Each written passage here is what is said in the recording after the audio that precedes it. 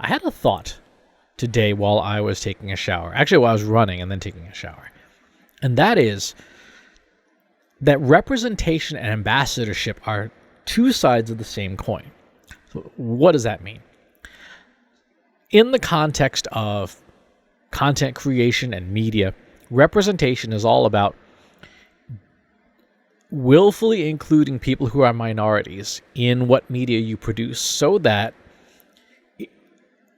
similar groups of people can see themselves and feel represented in their media. So, real simple example, on TV shows, if you have a cast of people who are all one ethnicity or religion or gender, it's very hard for somebody else who is not in that group to see themselves in that place, right? To see that they are valued by the society they are in, and that they could do that too. I remember one of the things that was such a powerful statement back in 2008 here in the United States when Barack Obama was elected to the presidency, was for Black Americans to be able to say, there's a person who looks like us. And that automatically tells us that we could do that too. Right? We could reach the highest office in the land too. When you look at television shows and you see a cast of characters that is crazy diverse, watching CW's Legends of Tomorrow, and you see people of radically different sexual orientations and races and religions. You have some Muslim characters. You have some asexual characters and things. It's a mixed bag of everybody. But in doing so, people who are in those communities can watch that show and go, that person, that character, looks like me, sounds like me, and it increases the affinity that an audience member has for that piece of media because they see someone who represents them.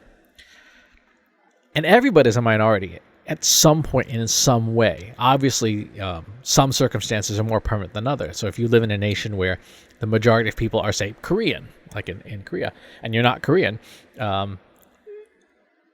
it's going to be, you're going to feel like the odd one out a lot. On the other hand, if you're in a place that's wildly diverse, you will occasionally be in minority positions, but not often. So, for example, if you are from Massachusetts and you go to Texas, while you're in Texas, you are technically in a minority of people who are from Massachusetts, even though you may have the same racial background or gender as the majority group. So what does this have to do with ambassadorship? What is that? When you are in a minority, temporarily or permanently, you have an implicit obligation to represent it well. Even if you don't want to, right? You are automatically representing whatever subgroup you are part of. So, for example, when I am out and about, on stage or at conferences or, even just in the workplace, if you don't have any friends who are ethnically Korean, as I am, I will be the first Korean you meet, right? I'll be the first person of Korean heritage that you know. And that in turn means that a big portion of your mental blueprint of whether you like this subgroup or not is going to be patterned in part on the way we interact, right? So if I act like a jerk to you, right or wrong, you're going to say, gosh, Koreans must be kind of jerks. Like this guy Chris is a jerk. Maybe all Koreans are like that. And so for me, as somebody who is in a minority in the United States of America, obviously not in Korea, I have an obligation to represent, to be an ambassador for my group, right? It's something that I have to be aware of in how I conduct myself, how I talk about my my race, my ethnicity. Even little things like making sure that I spell the names of recipes correct when I put them on Instagram and stuff. All of that is part of representing my group well. So if you are, say, you're gay, right, and you are in a population of people or a circle of friends where nobody else is gay except you,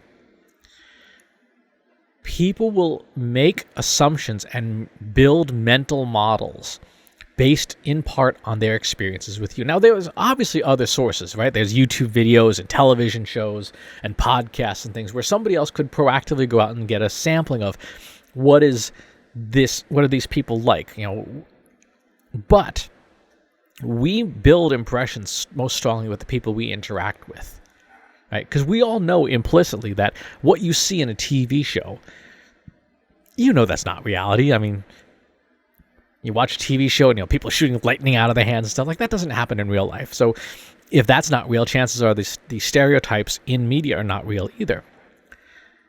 For example, I'm in a Discord server, a writing group, and 3 or 4 of my friends in that group are Mexican, and I've had a chance to chat with them over the years, get to know them as individuals, not just based on their heritage, but as individual people. And they have very strongly changed my perceptions of what someone who is of Mexican heritage is about, right?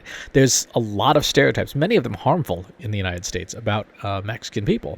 And these friends of mine, as ambassadors, consciously or not, of Mexico, completely broke all those stereotypes. Like, okay, none of the stereotypes are correct or even remotely close to correct. For example, 2 of them are phenomenal writers. Phenomenal. In English, not just in Spanish, but in English. They're fantastic writers. They write really good fiction. And I'm like, that's really cool. I was like, and I dug in. And, for example, one of them doesn't have a higher education degree. They just are really good at working in both languages. And so it's little things like that broke stereotypes I had in my own head about this minority, this subgroup. So if you are in a minority position, either temporarily or permanently, right, you are representing that group. You are changing or reinforcing the existing opinions that somebody has about that group, whatever that group is. It could be people of a certain age. It could be people of a certain geographic location. Whatever it is that you represent, you have an obligation as an ambassador to represent it well. Now, that doesn't mean that you have to be perfect and polished all the time, and you can't say things honestly. You absolutely can do that, but just be aware that what you do controls the perceptions that people have, not only of you, but of everybody in your group that they don't necessarily know, especially if they live in a community where they're not exposed to more diversity, right? So something to think about in today's Mind Readings. Be aware of who you are an ambassador for, and do your best to conduct yourself appropriately. Thanks for watching.